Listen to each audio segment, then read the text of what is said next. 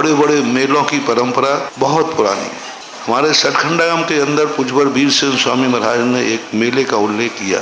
महिमा नगरी में एक बहुत बड़ा मेला हुआ था, साधुओं का मेला, 2000 वर्ष पहले धरसेन स्वामी के समय। और उस मेले के अंदर विभिन्न प्रकार के साधुओं का आना हुआ और वहां से पुष्पदंत भूत बलि को मिलाया था। यानी 2000 वर्ष पहले भी मेले का उल्लेख मिलता है। तीर्थ क्षेत्रों पर हमेशा जो इष्ट क्षेत्र होते हैं उन पर प्रतिदिन का अभिषेक होना अलग चीज है। वार्षिक मेला, देवता लोग वार्षिक मेला साल में 3 बार मनाते हैं अष्टांग गांव में। आप लोगों को सभी क्षेत्रों पर साल का एक मेला मनाना चाहिए जिसमें सारे भारत के भक्तों को एकत्रित होना चाहिए और करना चाहिए।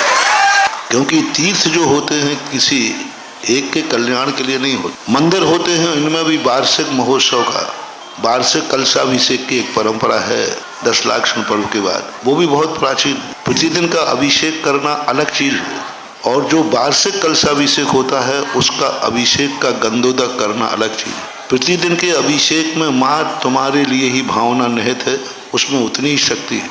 वार्षिक महोत्सव पूरी समाज के लिए किया जाता है और गंधोदक में इतनी ताकत होती है कि पूरे समाज का भी हित करता है। इसी प्रकार मंदिरों के अंदर तीर्थ क्षेत्रों की वंदना करने तो तुम लोग जाते ही हो, जाते रहते हो। उनका फल अलग है। क्षेत्र पे जाकर के वंदना करना, अभिषेक करना, दर्शन करना, ये सब होता है। लेकिन किसी क्षेत्र का एक वार्षिक महोत्सव का रूप देना वो इतना ही फलदायी होता है जैसे देवता प्रतिदिन अकृत्रिम चैत्यालयों की वंदना करते हैं, कभी भी जाते हैं। लेकिन जब वो अष्टांग का महोत्सव में जाते हैं उस समय का फल, उस समय का आनंद अलग ही होता है। वंदना तो प्रतिदिन करते हैं। अष्टांग का नंदीश्वर द्वीप के चैत्यालय कभी देवताओं से खाली नहीं होते। 24 घंटे वहाँ देवताओं का वास रहता है, श्यार निचकालम अंचेमी।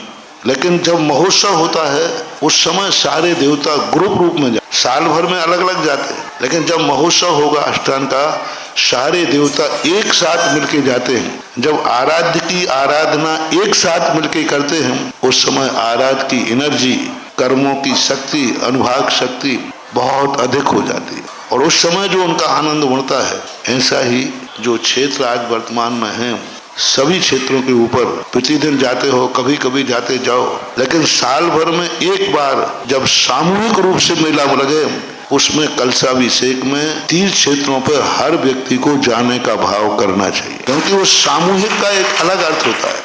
अलग तो जाते ही हैं, कभी भी चले जाओ, लेकिन जब पूरी समाज जा रही हो उस समय जाकर के उस मूर्ति का दर्शन करना, उस मूर्ति का अभिषेक करना, उसमें अपनी भागीदारी देना बहुत बड़ा सामूहिक पुण्य कर्म का बंध है। जो सामूहिक कार्य में शामिल होकर के धर्म में भागीदारी करते हैं, धर्म भी उनके सामूहिक संसार के कार्यों में भी भागीदार होकर के सहयोग करता है। आपके भी सामूहिक कार्यक्रम होते हैं तो उसके लिए पुण्य चाहिए है कि हमारे यहाँ कोई बड़े कार्यक्रम हो, शादी ब्याह का कार्यक्रम हो, बहुत बड़ा कार्यक्रम हो, वो आनंद संपन्न हो, अच्छा हो, उसके लायक पुण्य कमाना है तो धर्म के कार्यों में भी सामूहिक कार्यक्रमों में शामिल होकर उन भगवान की वंदना करना, ये तुम्हारे लिए उस प्रकार के पुण्य के बंध का कारण होता है।